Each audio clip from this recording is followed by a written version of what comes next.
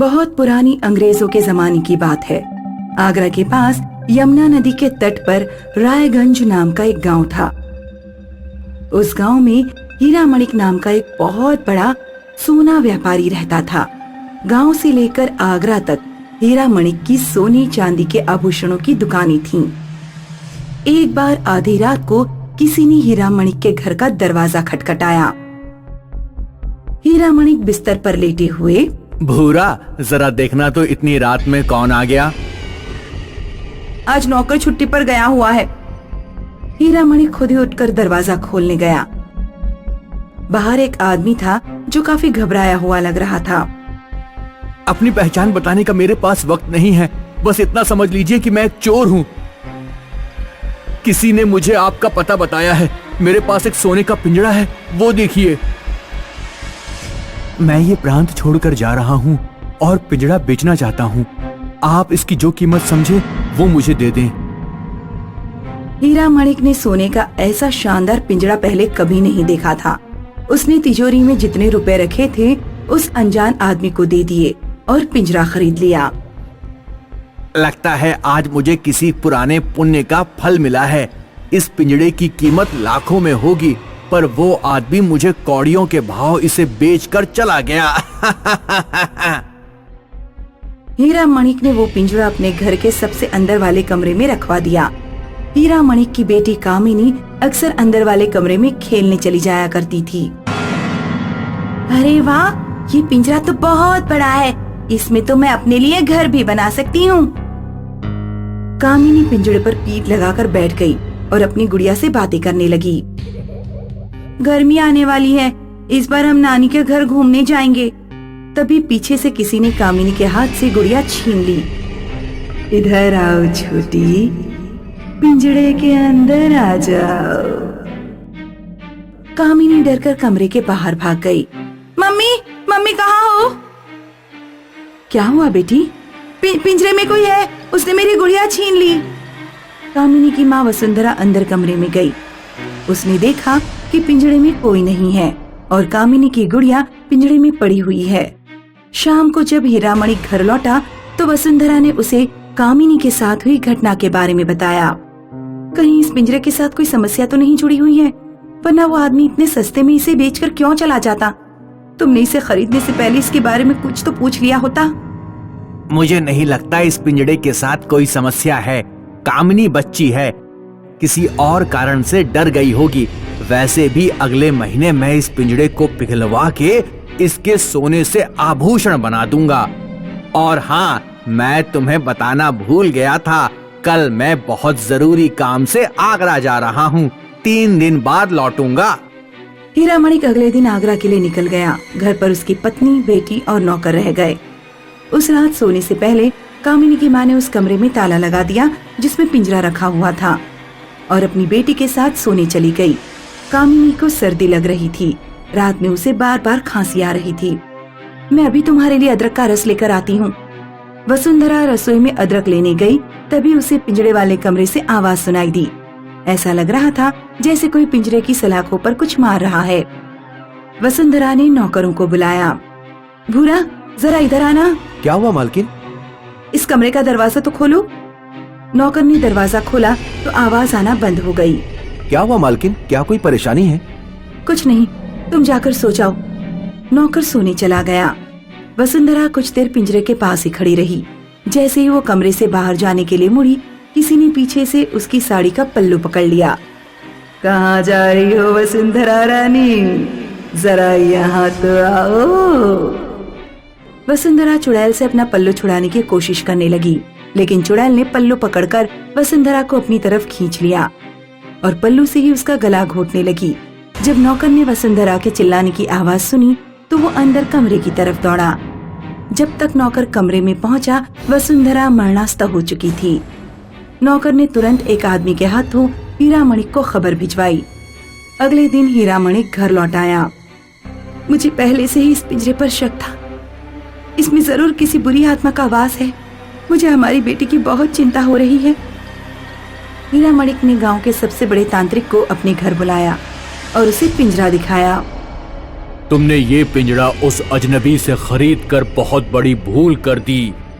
जब इस प्रांत पर मुगलों का शासन था, तब यहाँ गयास खान नाम का एक राजा राज्य करता था।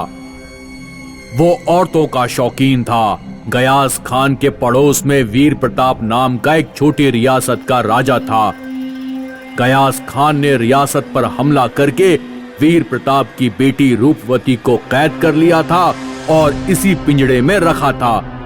गयास उससे शादी करना चाहता था, लेकिन रूपवती ने पिंजड़े में ही फांसी लगाकर आत्महत्या कर ली। इस पिंजड़े में उसी की आत्मा का वास है।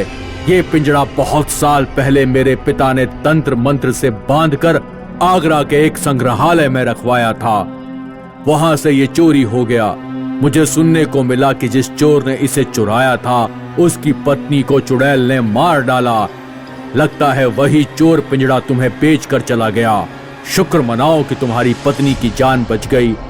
तुम इसे पिघलाने की सोचना भी मत, वरना वो चुड़ैल तुम्हारे पूरे घर का नाश कर देगी। हीरा मणिक ने अंग्रेज अधिकारियों से बात की और उस पिंजड़े को आगरा के संग्रहालय में वापस रखवा दिया।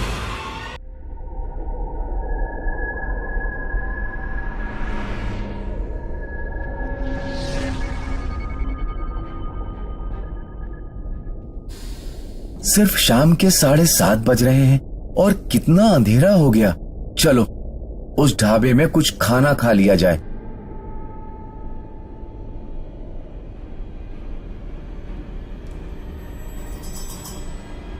कुछ खाना है तो अंदर आ जाओ।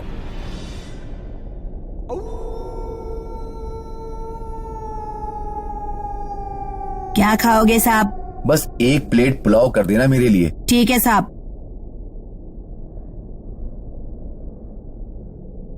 वाह, पुलाव तो बढ़िया है। यहाँ सब कुछ बढ़िया ही मिलता है, सब ताजा ताजा।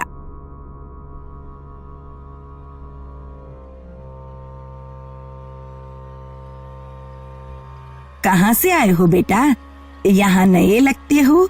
हाँ माई, मैं सोनग्रह से पेंगोन की तरफ जा रहा हूँ। ओह, मगर क्या? तुम अकेले हो या कोई है साथ में? अकेला हूँ। खैर ठीक है। कोई तकलीफ है क्या माई? नहीं, अब कुछ नहीं, लेकिन संभल कर जाना बेटा। कोई बात है तो बताइए, ऐसे डराओ मत। अब तो कोई संकट नहीं है, मगर कुछ साल पहले इस जंगल से गुजरना खतरे से खाली नहीं था। मतलब? यहाँ से जो भी गुजरता, खासकर तुम जैसे जवान खूबसूरत मर्द, वो जिंदा नहीं बचते थे। ये क्या कह रही हो? तुम्हें नहीं पता, इस जंगल में वो रहती थी। कौन? वही लाल कपड़ों वाली चुड़ैल। ये क्या बकवास है? तुम्हें विश्वास नहीं हो रहा तो फिर सुनो। वो कौन थी, कहाँ से आई थी, क्या चाहती थी, किसी को नहीं पता था।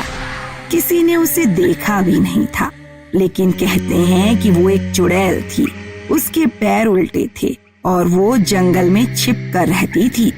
जब कोई जवान मर्द इस जंगल से अकेले गुजरता, तब वो बाहर निकलती, एक बहुत ही खूबसूरत औरत के रूप में। वो बेचारा मर्द उस औरत के झांसे में आ जाता।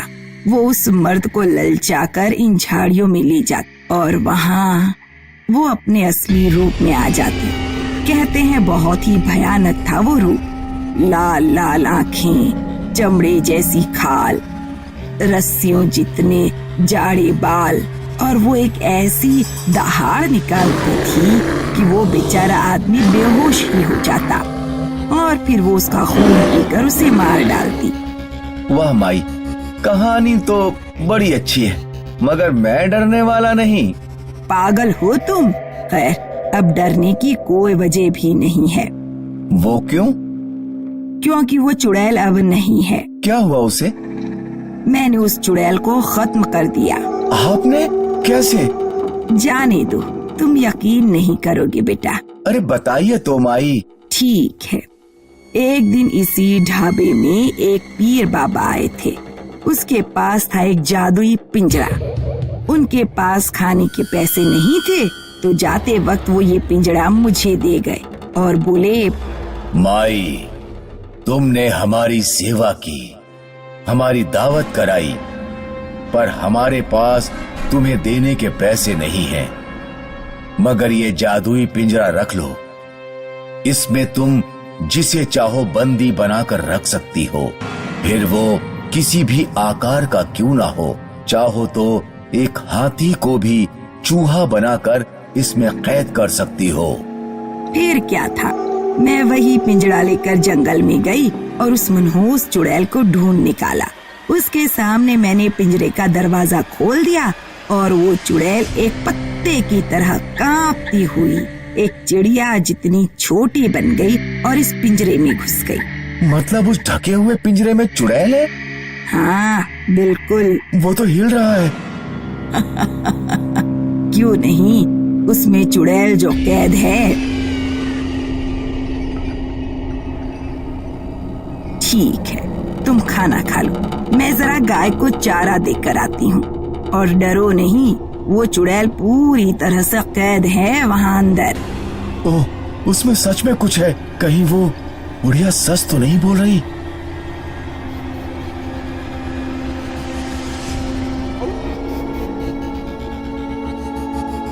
नहीं, ये कैसी आवाज आ रही है? बचा लो, बाहर निकालो, मुक्ति दे दो। नहीं, मैं यहाँ नहीं रुक सकता, मुझे यहाँ से जाना चाहिए। खोल दो, आजाद कर दो।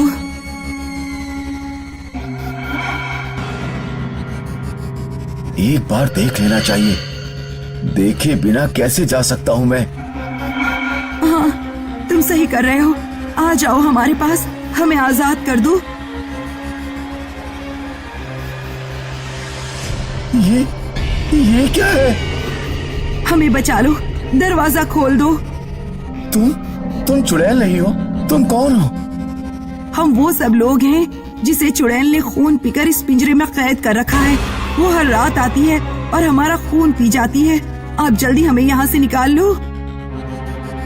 पता नहीं, लेकिन सोचो मत, हमारे पास वक्त नहीं है। खोल दो पिंजरे का दरवाजा।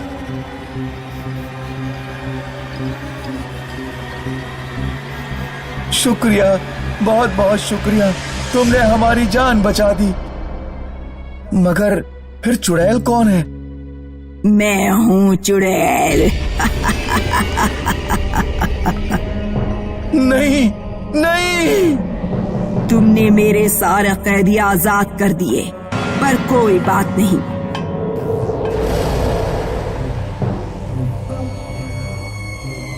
तुम जो हो, हट्टे कट्टे तंदुरुस्त, अब से तुम ही मेरा नाश्ता होगे और तुम ही मेरे रात का खाना।